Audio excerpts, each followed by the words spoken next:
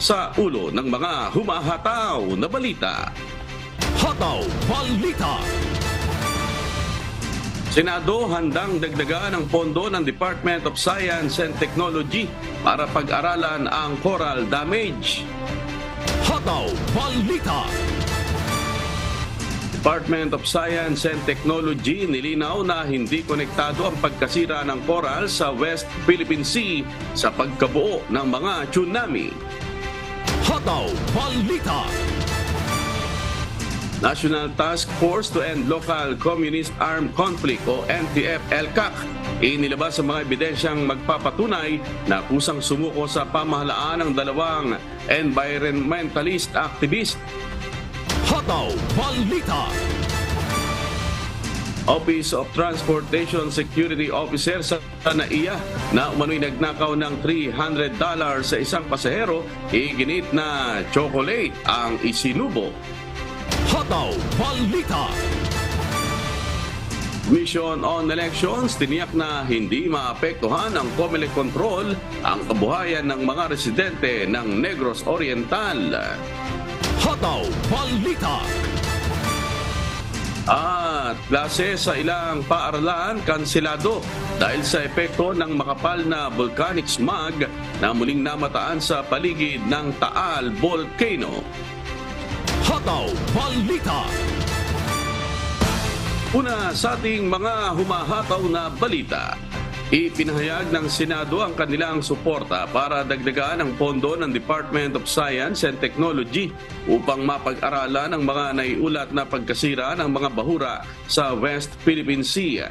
Bunso dito ng pangamba ng isang mambabata sa malaking epekto ng insidente hindi lang sa marine environment kundi sa coastal communities. Pakinggan po natin ang pahayag ni Senator Francis Tolentino. Pag dinurog na yung mga corals, may posibilidad ng mas malakas ang alon. At pag lumindol sa malayong lugar na nagpo-produce ng tsunami, hindi mahaharang ng ang malalakas na alon at tuloy-tuloy ang malakas na alon dahil yung energy of waves na dapat ma-dissipate ng corals ay lalong lalakas. Paliwanag naman ng Department of Science and Technology o DOST Secretary Renato Solidum, nakatutulong ang mga bahura para maiwasan ang wave erosion gaya ng nangyari sa Boracay kung saan nasira ang mga coral dahil sa algae. Pakinggan po natin si DOST Secretary Solidum. The corals actually prevent the wave erosion and coral supply the sand to Boracay. So the net effect, when there's so much pollution, the corals die. There have been more than 20-meter erosion in Boracay because of the destruction of corals. So tama naman po yun.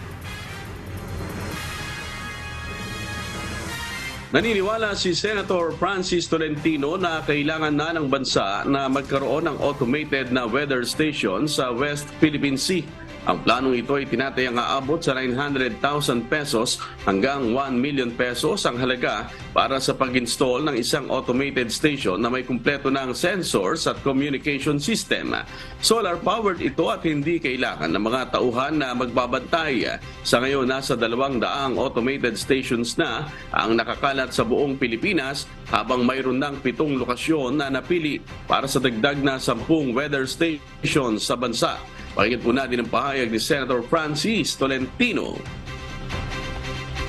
My dear colleagues, perhaps it's about time that we put up several weather stations along the West Philippine Sea. Makakatulong ba ho yung may station sa West Philippine Sea? It will be useful actually. Hataw Balita. Hindi konektado ang pagkasira ng coral sa West Philippine Sea sa pagkabuo ng mga tsunami ayon sa Department of Science and Technology, Philippine Institute of Volcanology and Seismology o PHIVOLCS. Sinabi ni PHIVOLCS Director Teresito Bacolcol sa pagdinig ng Senate Committee on Finance sa proposed budget ng DOST. Walang kinalaman ng coral destruction sa pagkabuo ng tsunami.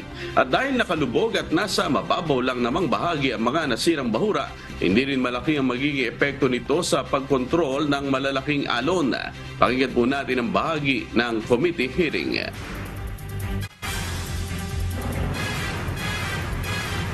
Okay, definitely the destruction of corals nothing to do with generation of tsunamis kasi tsunamis are generated by, yes, that's right. The corals prevent bigger waves. Yes, So if you it may. destroy the corals, the wave prevention, natural wave prevention being done by the corals will be diminished. Mas malakas yung alon.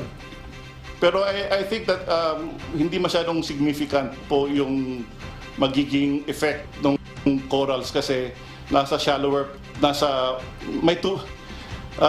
siguro yung mga bakawan natin would have more impact rather than the corals. Hataw Balita. Nakatatak na sa ilang mga mangingisda sa Masinloc, Zambales ang naranasang harassment at pambubuli sa kanila ng mga barko ng China sa Scarborough Shoal. Bunga ng matinding takot at naranasang trauma, may ilang mangingisda na nagkasakit na. Si Alan Manansala, humahataw. Hataw Balita. Ibinahagi ng mangingisdang si Mang Ruben Eduarte na mula sa San Salvador ang nararanasan nilang hindi birong panggigipit ng mga Chinese vessel sa tuwinang namamalakaya sila sa Calboro. Calboro kung tawagin ng ilang mga residente at mangingisda ang Scarborough Shoal dito sa San Salvador Island sa Masinloc, Zambales. Payak na lugar ang isla ng San Salvador na pawang karamihan sa mga hanap buhay ng mga tao ay ang pangingisda. At dahil hindi ganon karamihan ang mga nahuhuling lamang dagat sa baybayin ng Zambales, ang karamihan sa kanila ay napipilitan na lamang dumayo para mangisda sa Scarborough. Aabutin ang kanilang paglalayag ng 12 hanggang 14 na oras sa gitna ng dagat mula sa San Salvador hanggang Calboro. Bagay na mapanganib na rin sa buhay ng mga mangingisda, lalo na kung aabutan sila sa laot ng masungit na panahon. Ngunit para kay Mang Ruben, wala nang mas titindi pa sa takot na kanilang nararanasan sa tuwinang ginigipit sila ng mga Chinese vessel sa lugar. Po, kinakabahan kami. Lalo na, nandiyan na, nagwawangwang na po yung speedboat palapit sa amin. Kailangan po, makaalis na kami agad-agad dun eh. Talaga pong, kumisan may mga masusungit din po yung iba eh. Talagang kulang na lang anuhin ka eh. Talaga nakakagalit. At saka nakakasama rin po ng loob dahil dati po, sabihin yung kita namin na medyo na ngayon eh, dahil sa panggigipit din po nila. Dagdag ni Mang Ruben, noon pa man nararanasan na nilang maitaboy ng Chinese Coast Guard sa lugar gamit ang water cannon, kaya hindi na rin aniya bago sa kanila ang pambubomba ng tubig na ginagawa ng mga barko ng China.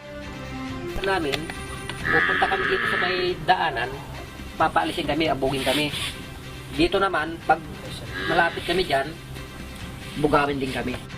Para naman sa mangingisdang si Mang Ernie, ang ganitong harassment ng mga barko ng China sa Calboro ay nagdulot ng matinding trauma sa kanyang kapatid na si Mang Delphine, na kilala sa kanilang lugar na magaling sa paninisid ng isda. Matapos ang umano'y pananakot ng mga Chinese national sa kanila noong 2018, nagkaroon ng sakit si Mang Delphine. Galing kami sa Scarborough. Pagdating niya po dito yan, sir, para siyang wala na siyang kausapin mo, parang wala na siyang naririnig. Hanggang sa bumagsak po ang kwan niya. Wala na, hindi niya na alam sinasabi niya eh. Nung sir, nung pumunta kami sa Scarborough, nakita niya lang yung speedboat ng China, nanginginig yan sir sa bangka. Sa sobrang takot. Makita niya lang yung speedboat niya. Diyos ang aming sandigan, serbisyo publiko ang aming pinahahalagahan. Alan Manansala, humahataw.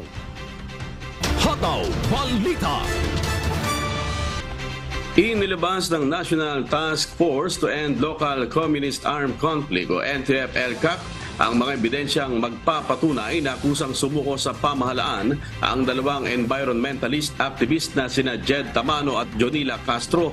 Sa mga larawang ibinahagi ng NTF-ELCAC, makikita na kasama ni Jed Tamano ang kanyang mga magulang nang magbigay ito ng kanyang sworn statement hinggil sa kanilang pagsurrendera, habang hindi naman umano dumating ang magulang o guardian ni Jonila sa kabila ng imbitasyon ng NTF-ELCAC. Bukod pa rito, ipinakita rin na naroroon ang presensya ng Public Attorney's Office nang magbigay ng sinumpaang salaysay ang dalawa.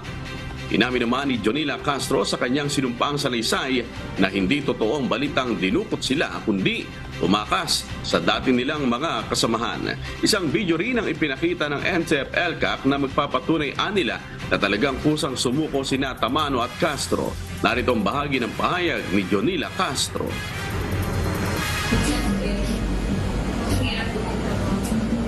Pero yung trabaho sa Dagdag pa rin kasi nabalitaan namin na wala kami trabaho ng RX sa lugar. Pero maganda po kami doon sa maso na may kakilala sa yung parang magpatulong naman. Magpatulong yung mga rin.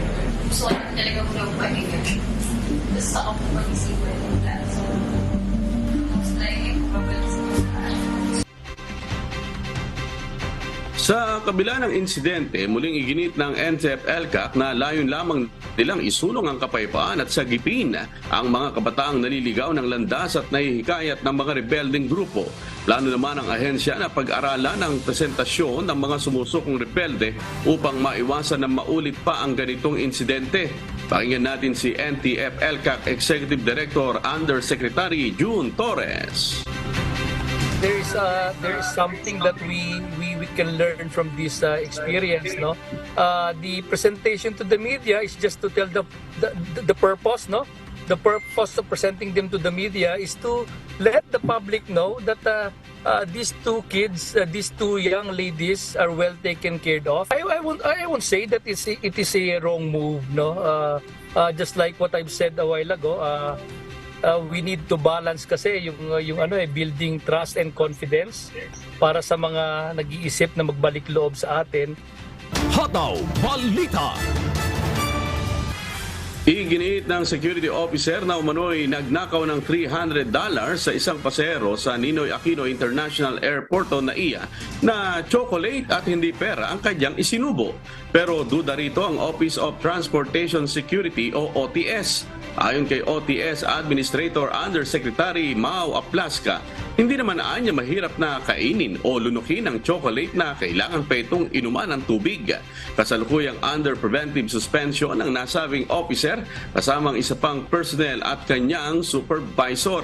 Nasa proseso na rin ang administrative case laban sa kanila at posibleng kasuhan ng criminal charges. Hataw Balita. Ikinadismaya ng ilang senador ang umano'y bagong modus ng pagnanakaw sa Ninoy Aquino International Airport o NAIA. Partikular na rito ang nakunan sa CCTV na pagsubo ng isang security officer sa pera na umano'y ninakaw nito sa isang dayuhang pasahero noong September 8. Si Senator Joel Villanueva sinabing nakasisira sa reputasyon ng Pilipinas sa international community ang ganitong mga illegal na aktibidad. Paano anya natin maihikayat ang mga dayuhang turista na pumunta sa ating bansa kung sa airport pa lang ay nanganganib na ang kanilang seguridad? Si Senator Grace Poe sinabing nakagagalit at nakahihiya ang insidente. Panawagan ito sa Office of Transportation Security o OTS, masusing kilatisin ang mga nag-a-apply sa kanilang aplikante at suriing muli ang mga kasalukuyan nilang personnel upang masiguro na hindi nagpapasweldo ang pamahalaan ng mga kawatan. Si Senator Ronald Bato de la Rosa sinabing malala ang bagong modus sa NAIA. Dapat anyang magsagawa ng malalimang investigasyon ng Department of Transportation at sa punot dulo ng bagong modus. Hataw Balita. Sang-ayon si National Economic and Development Authority o NEDA Secretary Arsenio Balisacan sa pagban ng Philippine Offshore Gaming Operators o POGO sa bansa. Ayon kay Balisacan, mas mataas ang social cost na naidudulot ng patuloy na operasyon ng POGO kumpara sa kinikita ng Pilipinas mula rito. Sa halip na POGO, mas magandaan niya ang mga lehitimong investments na hindi lang nagpo-produce ng produkto at serbisyo kundi nagsusulong din ng social aspects para sa pagunlad ng bansa. Pakinggan po natin si NEDA Secretary Arsenio Balisacan. Well, it's an appreciation of what the long-term benefits are versus the cost. Our position at NEDA, which we have submitted some time ago, even in Congress, was that the cost especially social costs, are quite high, and we don't think that the benefits in terms of the revenues generated and the additional and the impact on the economy are worth the cost. Kasalukuyang isinusulong sa Senado ang agarang pagban sa POGO sa layuning mapanatili ang kapayapaan at kaayusan sa bansa habang patuloy na pinauunlad ang ekonomiya. Hataw Balita. Sa iba pang balita, mahigit sa 1,200 mga kandidato na ng Barangay at Sangguniang Kabataan Elections o BSKE ang pinadalhan ng show cause order ng Task Force Anti-EPAL ng Commission on Elections o COMELEC. Ayon kay COMELEC spokesperson Rex Laudianco, pinagpapaliwanag sila ng komisyon dahil sa umano'y premature campaigning o maagang pangangampanya sa mga kasalukuyang nasa pwesto at iba pang local official na huwag makialam sa show cause order. Sa kasalukuyan, nasa 300 na anya ang tumugon sa mga pinagpapaliwanag na kandidato. Ayon sa nakasaad sa batas, sa October 19 hanggang October 28 pa, maaaring mangampanya ang mga BSKE candidate. Hataw Balita. Nare-assign na ang mga pulis sa Central Visayas Region na may mga kamag-anak na tumatakbo sa barangay at sangguniang kabataan elections. Si Edmond Hisola humahataw. Hataw Balita. Halos 450 pulis sa Central Visayas Region na ang mga kaanak ay tumatakbo sa darating na barangay at sangguniang kabataan elections o BSKE sa October 30 ay nare-assign sa iba't ibang unit. Ayon kay Lieutenant Colonel Gerald Espilare, tagapagsalita ng Police Regional Office o PRO7, magiging pansamantala lamang ang ginawang paglipat ng destino ng kanilang mga tauhan. Idinagdag niya na ang mga opisyal na ito ay hindi ililipat sa iba't ibang lalawigan, kundi sa ibang lokalidad lamang sa labas ng jurisdiksyon ng lungsod o munisipalidad kung saan sila nakasalukuyang nakatalaga. Sa 446 na pulis, 238 sa mga ito ang nagmula pa sa Bohol Police Provincial Office. Mula sa Cebu Provincial Office, ang 104 pang pulis na naapektuhan ng reassignment. 3 mula sa Lapu-Lapu City Police Office at 2 mula sa Mandawi City Police Office. Sa Negros Oriental, 78 pulis ang inutusang mag-report sa ibang police units habang 15 naman ay mula sa Siquijor. Samantala, sinabi naman ni Pilari na inaasahan nilang mas maraming pwersa ang ipakakalat sa Negros Oriental habang papalapit ang eleksyon. Nilinaw ni Pilari na hindi nila inaasahan ang anumang karahasan sa Negros Oriental dahil batay sa pinakabagong datos ng statistics ng krimen, nagpakita na ang peace and order situation sa lalawigan sa ngayon ay bumuti na kasunod ng pag-aresto at pag-neutralize sa ilang personalidad na nauugnay sa pribadong armadong grupo ng isang politiko. Diyos ang aming sandigan, serbisyo publiko ang aming pinakahalagahan. Mula rito sa Cebu, Edmond Hisola, humahataw! Hataw Balita. Nagsagawa ng isang unity walk ang mga kandidato para sa darating na barangay at sangguniang kabataan election sa probinsya ng Bataan. Si Melanio Aquino humahataw. Hataw Balita. Dinaluhan ng mga kandidato para sa darating na barangay at sangguniang kabataan elections ang isinagawang Unity Walk at Peace Covenant sa buong probinsya ng Bataan. Sa naturang aktibidad, lumagda ang mga ito sa isang commitment wall bilang pakikiisa sa layunin ng Commission on Elections o COMELEC na magkaroon ng mapayapa at malinis na eleksyon sa buong lalawigan. Ayon kay Bataan Police Provincial Director Police Colonel Palmer Tria, kabilang sa paghahanda ng Philippine National Police ay ang pagsasagawa ng mga programa sa pakikipag-ugnayan ng mamamayan. So far, kung titignan po natin yung overall na peace and order, wala po tayong nakikitang kaguluhan dahil po itong mga barangay po natin ay patuloy na naugnayan po ng ating mga kapulisan. Pinaalalahanan naman ni Attorney Chris Ian Silva, COMELEC Provincial Election Supervisor, ang mga kandidato patungkol sa mahigpit na ipinagbabawal na premature campaign at nakiusap na sumunod sa mga patakarang ipinatutupad ng komisyon. Recently po, nagtalaga o nagbuo ng isang task force ang ating komisyon. So sa pamumuno po ng aming chairman, si Chairman George Garcia, ang Task Force, Anti-EPAL Task Force. Ito po yung task force na lalaban sa kahit anumang premature campaign. Bawal pa po kayo humingi ng boto sa publiko. Ngayon, kahit po anonymous report or walang complaint, basta po mag-send ng anonymous report sa task force, iimbestigahan po namin yan.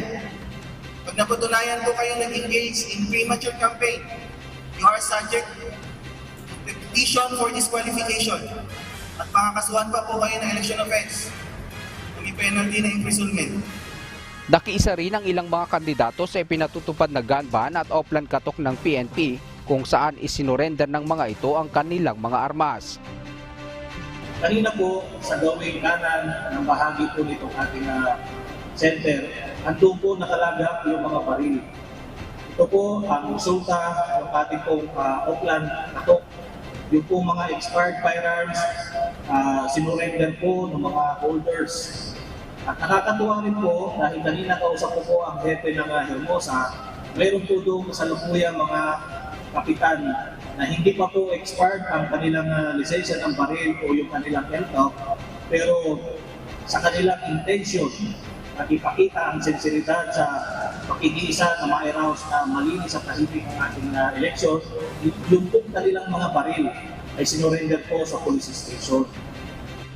Naging maayos sa kabuuan ng programa ang isinagawang Unity Walk at ang Peace Covenant. Diyos ang aming sandigan, serbisyo publiko ang aming pinahahalagahan. Mula rito sa Bataan, Milanio Aquino, humataw! Hataw Balita! Tumanggap na ng ayuda ang mahigit 1,000 rice retailers sa Western Visayas. Ang mga ito ang naapektuhan ng price ceiling o pagtatakda ng presyo o kada kilo ng bigas sa ilalim ng Executive Order 39 Series of 2023. Si MJ Vasquez humahataw. Hataw Balita! Namahagi ng cash assistance ang Department of Social Welfare and Development 6 sa mga micro-rice retailer sa iba't ibang payout venues sa rehiyon kahapon September 21.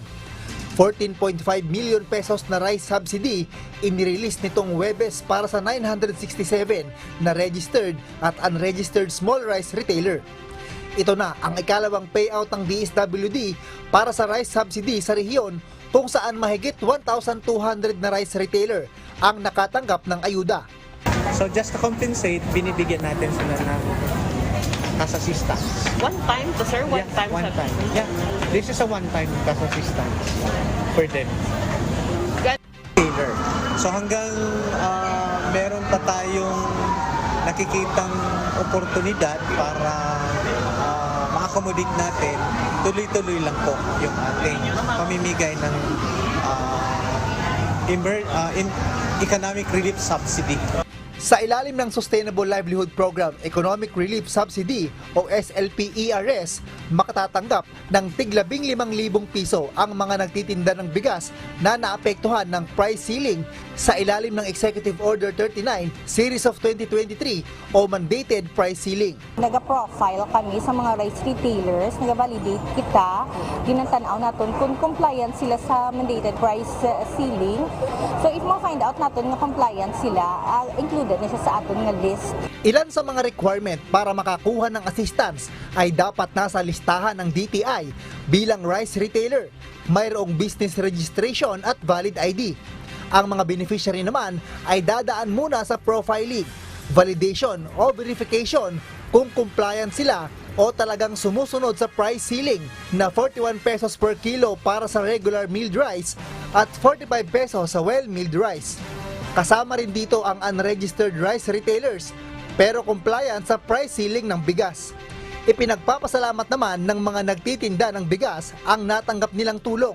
Nakabulig-bulig man gid ang hitsimel sa pamirde namo. Mga more or less natabunan niya guro mga 50% lang. At least may subsidy lang. Subsidy kay 15 days da ang gid na perde kami. Baka PNP-an kay pero hindi tanan mabayaran niya gid. Hindi. At least may ara sa mabakal na mo para gamay na lang amon maperde sa bukas.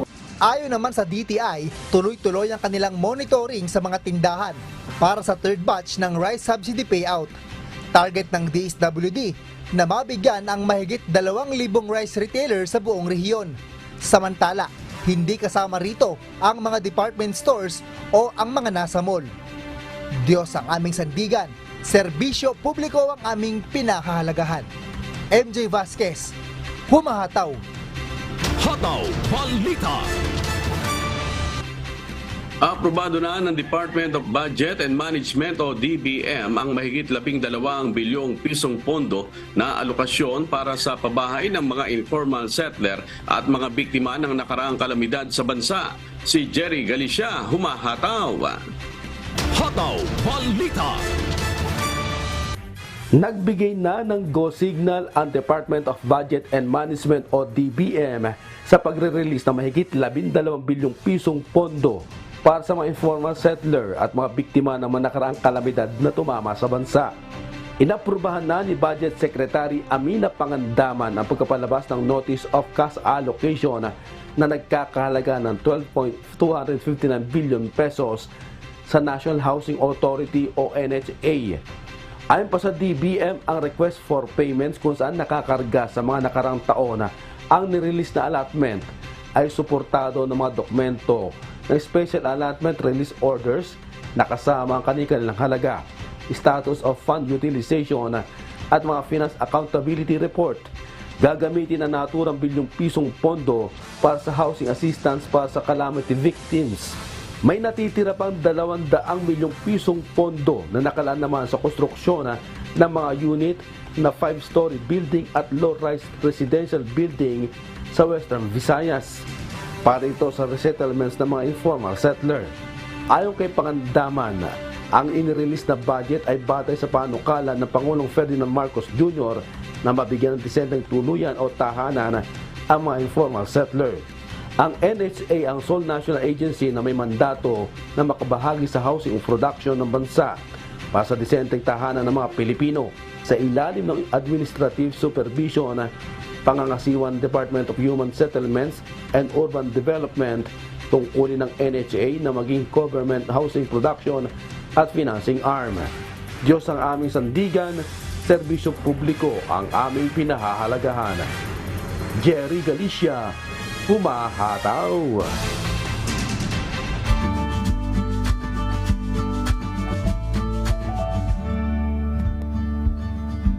Alamin naman natin ang magiging lagay ng panahon sa iba't ibang bahagi ng bansa ngayong araw ng Biyernes. Panoorin po natin ang update mula sa Philippine Weather Bureau Pag-asa. Sa susunod po ng 24 oras, may tsansa pa rin po ng mga kalat-kalat na pag-ulan at thunderstorm sa Bicol Region at sa Mimaropa dahil sa epekto ng Intertropical Convergence Zone o ITZ. Samantala, itong lalabing bahagi ng Luzon kasama ang Metro Manila ay magiging maganda at maliwas sa panahon. Maliban lang po sa mga isolated na mga pag-ulan dulot ng thunderstorm. Inaasahan po natin na mainit na panahon sa Metro Manila, kaya mataas po ang temperatura ang may tatala na abot ng 33 degrees Celsius. Mas mataas ang temperatura na may tatala sa Tuguegarao na abot po ng 35 degrees Celsius. Dahil sa epekto ng ITZ, malaking bahagi ng Visayas at Mindanao ay makakaranas ng maulap na papurin na may kasamang kalat-kalat na pag-ulan at thunderstorm. At kasalukuyan, itong Intertropical Convergence Zone o ITZ ay naapektuhan ang malaking bahagi ng ating bansa. Yung binabantayan natin ng kumpulan ng mga kaulapan sa bandang east ng ating bansa, sa bandang dagat Pasipiko, ay nanatiling may posibilidad may mabuong low pressure area. At sa mga nagbabalak pong pumalaot sa ating mga karagatan, sa susunod po ng 24 oras ay patuloy na maging banayan hanggang sa katamtaman ng pag-alon sa ating mga karagatan sa buong kapuluan. At sa ating weather outlook, Di magandang balita sa mga kababayan po natin sa Metro Manila, Legazpi City at sa Metro Cebu.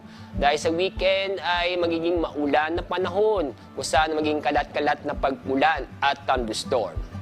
Pero sa Baguio City at sa Metro Davao ay magiging maganda at maliwas sa panahon sa loob ng 3 araw.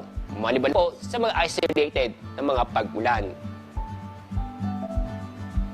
Ang araw po sisikat mamaya po 5:45 ng umaga. Ang araw lubog sa ganap na 5:53 ng hapon. Oras, alas 5:42 na po ng umaga at sa pagpapatuloy ng Hataw Balita Pilipinas. Tiniyak ng Commission on Elections na hindi maapektuhan ang kabuhayan ng mga residente ng Negros Oriental sa pagsasailalim ng ahensya sa probinsya sa COMELEC control para sa paparating na barangay at sangguniang kabataan elections o BSKE. Ayon kay COMELEC spokesperson Attorney Rex Laudianco, bagaman nananatiling maayos at mapayapang sitwasyon sa Negros Oriental, layon lamang ng komisyon na masiguro ang mapayapang halalan sa lalawigan. Pakinggan po natin si COMELEC spokesperson Attorney Rex Laudianco. Pangako po ng COMELEC, bagamat kayo ay masa sa ilalim sa COMELEC control, hindi po magbabago ang buhay ninyo. Babantayan lang po natin ang local government units, babantayan natin ang security situation nang hindi po sila makapang-abuso at hindi sila makaapekto sa halalang gagawin natin sa October 30. Hataw Balita. 18 miyembro ng hinihinalang New People's Army o NPA ang sumuko at nagbalik loob na sa pamahalaan. Mahigit 6 na pong mga taga-suporta naman ng mga ito ang nag-withdraw na rin ng pakipag-ugnayan sa mga rebelde sa bayan ng Baleno, Masbate. Si Jerry Galicia, humahataw. Hataw Balita. Pinutol na ang ugnayan sa rebeldeng grupo ng 18 miyembro ng hinihinalang New People's Army o NPA sa kanilang isinagawang pagsuko at pagbabalik loob sa pamahalaan. Nakipagkasundo ang mga rebelde sa 96 Infantry Battalion ng Philippine Army na iiwan na ang pamumundok at pakikipaglaban sa puwersa ng pamahalaan sa bayan ng Baleno, Masbate nitong Martes, September 19. 4 sa mga ito ay mula sa sangay na partido sa lokalidad o SPL at 14 naman ang nagmula sa milisyang bayan. 62 pang mga taga-suporta ang nagpahayag na hindi na makikipag-ugnayan sa mga rebelde na mula naman sa barangay Gabi at Banase sa bayan ng Baleno. Nanumpa ang mga sumuko na itinatakwil na nila ang armadong grupo at nangako ng pagtatapat naman sa pamahalaan. Nagsagawa naman ng lecture ang Baleno Municipal Police Station ukol sa anti-terrorism law at mahakbang laban sa kriminalidad. Sinunog naman ng mga sumukong rebelde ang bandila ng Communist Party of the Philippines o CPP-NPA na parte ng programang pagtanggi sa ideolohiyang kumakalaban sa pamahalaan. Lumagda rin ang bawat isa sa Peace Covenant na tanda na sumusuporta sa kapayapaan at kaunlaran sa Masbate. Pahayag naman ni 96 Infantry Battalion ng Philippine Army Lieutenant Colonel Jeffrey Bugnosen na patuloy na mahihikayat ang militar sa ating mga kababayan na sumuporta sa sinusulong na kampanya ng pamahalaan na isang maunlad at mapayapang komunidad kaysa maling ideolohiya na sinusulong ng rebeldeng grupo. Kasama rin ng 96 IB ang Baleno Municipal Police Station, Special Action Force at lokal na pamahalaan ng Baleno na nag-organisa sa pagsuko ng mga miyembro ng hinihinalang NPA. Diyos ang aming sandigan, serbisyo publiko ang aming pinahahalagahan. Jerry Galicia, humahataw. Hataw Balita. Mga makabago at state-of-the-art equipment ginamit ng Philippine National Police Region 5 sa recruitment process nito. Si Ryan Salatandol, humahataw. Hataw Balita. Upang makasiguro ang Philippine National Police o PNP sa tamang pagpili ng mga qualified na aspirants sa pagpasok sa organisasyon, gumamit ang Regional Recruitment and Selection Unit Region 5 ng mga state-of-the-art na kagamitan na nakadisenyo upang mag-evaluate ng pisikal na lakas at kapasidad ng mga aplikante na nagnanais maging bahagi ng pambansang pulisya. Isa sa mga available na equipment ang BMI machine na ginagamit sa pagmonitor ng body status sa pamamagitan ng weight, height, at body mass index. Gumamit din ng radio frequency identification o RFID ang mga pulis para sa mas mabilis na assessment procedures. Gopper check naman ang gamit upang mapalakas ang upper body at endurance ng mga aplikante. Ayon kay PNP Regional Director Police Brigadier General Westrimundo Ubinque, ang mga advanced assessment tools na ito ay malaking tulong sa kanila sa pagpili ng mga most qualified na magiging bagong pulis. Diyos ang aming sandigan, serbisyo publiko ang aming pinahahalagahan. Ryan Salatandol, humahataw! Hataw Balita. Sa paglalayong ma-enhance ang healthcare services sa pamamagitan ng primary care para sa mga residente, binuksan na sa publiko ang kauna-unahang Super Health Center sa Western Mindanao. Si Faye Gayapa, humahataw! Hataw Balita. Binuksan na kahapon ang Super Health Center na nagkakahalaga ng 13.4 million pesos sa Barangay Sangali sa Zamboanga City. Ang naturang pasilidad ay ang kauna-unahan sa buong Western Mindanao.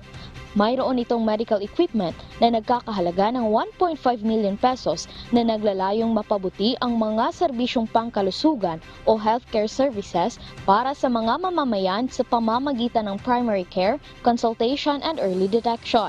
Mabibigyan ng pagkakataon ang mga residente ng Barangay Sangali sa Zamboanga City at mga kalapit na lugar na magamit ang iba't ibang serbisyong medikal na hindi agad ma-access sa karaniwang health centers tulad ng dental, panganganak, at mga laboratory examination gaya ng X-ray, ECG, ultrasound at iba pa.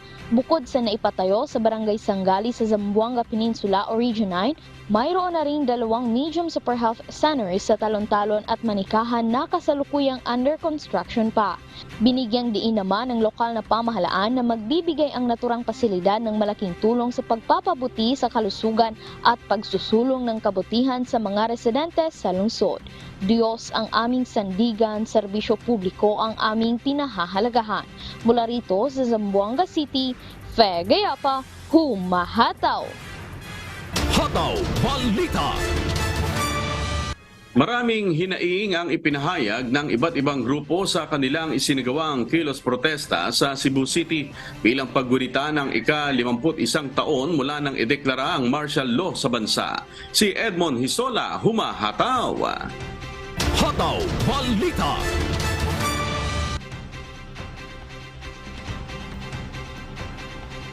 Buhay na sahod, hindi funeral wage. Isa lamang ito sa maraming panawagan ng iba't ibang grupo sa kanilang ginanap na kilos protesta sa paggunita ng ika-51 anibersaryo ng martial law sa bansa noong administrasyon ni dating Pangulong Ferdinand Marcos Sr. na nawagan ng bagong alyansang makabayan o Bayan Central Visayas, Human Rights Group ng Karapatan Central Visayas at iba pang grupo na buwagi ng Confidential at Intelligence Fund ng gobyerno. Hinahangad lang ang makabuhay na sweldo, regularisasyon sa trabaho sa mga magsasaka natin, yung demanda nila na tunay na reforma sa lupa at saka yung demanda nila na ayuda para sa mga magagawa, para ang mga magsasaka para mayroon tayong food security. Nagtipon sila mula Fuentes Menya at nagmarcha sa Police Regional Office 7 Headquarters sa Camp Serios Menya at nagtungo sa Kulon para sa isang kilusan. Nanawagan din sila ng hustisya sa PRO 7 sa mga biktima umano ng red tagging, pandurukot, pagpatay at pagkatha ng kaso laban sa ilang individual. Ayon kay Jaime Paglinawan, chairman ng Bayan Central Visayas, hindi na umano mabubura ang kasaysayan ng matinding paglabag sa karapatang pantao. Matatandaan noong September 21, 1972, opisyal na idiniklara ang batas militar o martial law sa bansa. Ipinahayag din ng mga nagkilos protesta ang kanilang mga hinaing patungkol sa pagtaas ng presyo ng mga bilihin, pagkain, kabuhayan, pangunahing serbisyong panlipunan, malawakang kawalan ng trabaho at pagtaas ng presyo ng petrolyo. Diyos ang aming sandigan, serbisyo publiko ang aming pinakakalagahan. Mula rito sa Cebu, Edmond Disola, humahataw. Hataw Balita. Sa tulong ng Local Government Unit ng General Luna at Department of Education o DepEd, pinirmahan ang isang agreement na magpapatupad sa Alternative Learning System o ALS program para sa mga surfer sa isla ng Siargao. Ang Alternative Education ay naglalayong bigyan ng pagkakataon na makapagpatuloy ng pag-aaral ang mga surfers at matulungan sila na maabot ang kanilang pangarap hindi lang sa larangan ng surfing. Mayroon ng 50 mga surfer ang naka-avail ng ALS program sa ngayon at inaasahang madaragdagan pa ito. Nag-offer naman ang DepEd ng flexible learning option at magbibigay ng mga modular at in-person classes once a week upang mabalanse ng mga professional surfer ang kanilang training at pag-aaral. Hataw Balita. Ipinakilala na ang mga kasama sa pinakaabangang wish date, memoir. Alamin natin kung sino-sino. Si Gladys Tuwabi, humahataw. Hataw Balita.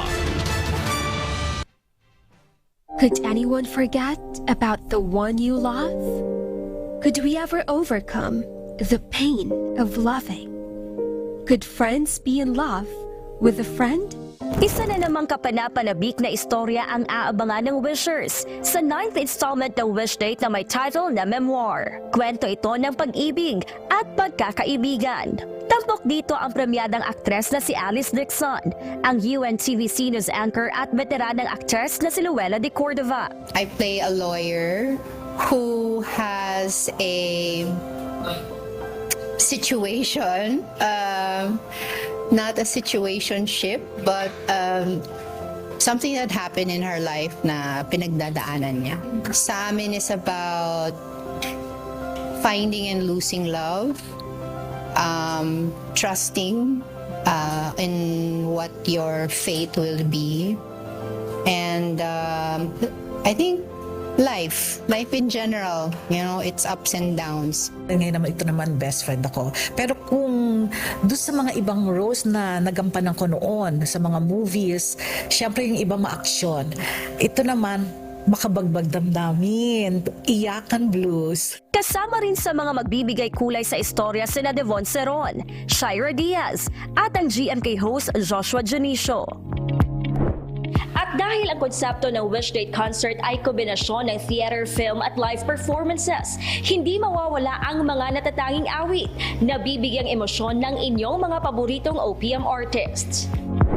Kabilang sa mga aabangang live performances ay ang up-and-coming artist na si Haki, singer-songwriter Pinyel, rock alternative band Moonstar 88, at ang singer-songwriter sensation TJ Monterde.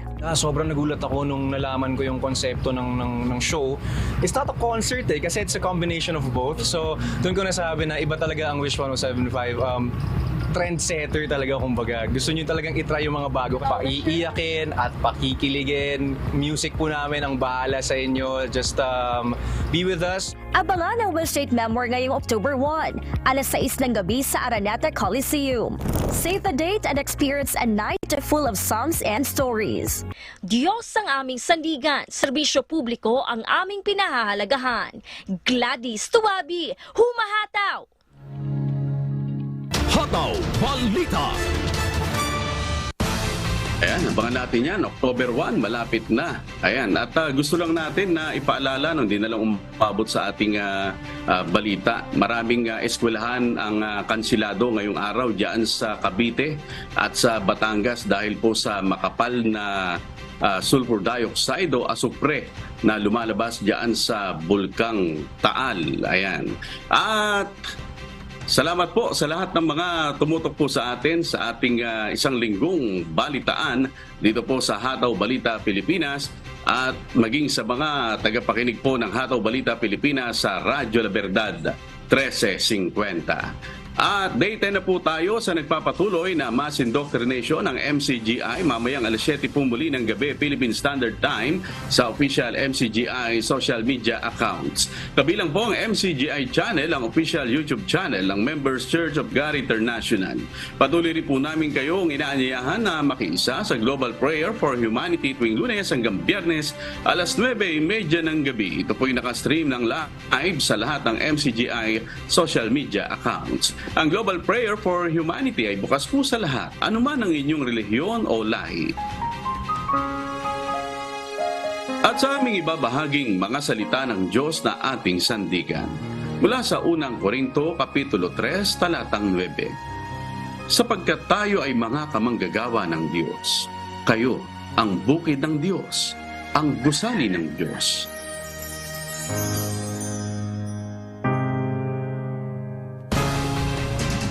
At yan po ang mga humahataw na balita ngayong umaga ng Biyernes, ika-22 sa buwan ng Setyembre 2023. Sa ngalan po ng lahat ng bumubuo ng UNTV News and Rescue at ng UNTV Radyo Libertad 1350 ng ating mga correspondent mula Luzon, Visayas at Mindanao. Ako po inyong amigo, Sherwin Kulubong. At dito sa UNTV at UNTV Radyo Libertad 1350, Diyos ang aming sandigan. Serbisyo publiko ang aming pinahahalagahan. Susunod na po ang Good Morning Kuya. Salamat po sa Diyos at magandang umaga.